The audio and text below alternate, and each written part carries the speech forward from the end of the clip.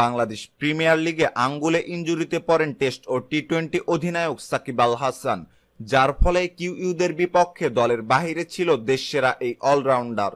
তবে আঙ্গুলের চোট কাটিয়ে খুব দ্রুতই সেরে উঠেছেন সাকিব। বিশ্বের ফ্রাঞ্চাইজি টুর্নামেন্টের মধ্যে সবচেয়ে জনপ্রিয় tournament Indian premier league IPL. টুর্নামেন্টের প্রতি আসরের ন্যায় দ্বাদশ আসরের পর্দা উঠবে আগামী 23শে মার্চ। তাই আইপিএল খেলতে আর বাধা রইল না সাকিবের। বাংলাদেশ ক্রিকেট বোর্ড বিসিবি ইতিমধ্যে আইপিএল খেলার জন্য সাকিবকে অনাপত্তিপত্র দিয়ে দিয়েছে।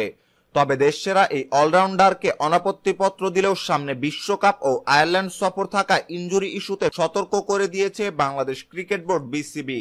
এ প্রসঙ্গে বিসিবির ক্রিকেট পরিচালনা বিভাগের প্রধান আকরাম খান বলেন, না, আমরা এমন কিছু চিন্তা করিনি। ওর সাথে আলাপ করব যাওয়ার আগে, যাতে ফিটনেস নিয়ে ঝুঁকি না নেয়। ফিট না হলে খেলবে না, এই সব যেন বলে দেয় ফ্রান্সিজিকে। আমি নিশ্চিত সে নিজেরটা নিজে খুব ভালো বুঝে। সে নিজে খুবই সতর্ক আছে, 1 মাস দেখলাম। আকরাম খান আরো বলেন, আমরা তো ওর ইনজুরিতে কোনোদিন খুশি হতে পারি না। এখন যেহেতু সে খেলছে, আমাদের মাথায় সব সময় থাকে সে বাংলাদেশ ক্রিকেটের জন্য খুবই গুরুত্বপূর্ণ। সে আইপিএলে গিয়ে আবার যেন ইনজুরিতে না পড়ে সেদিকে আমাদের কনসার্ন থাকবে।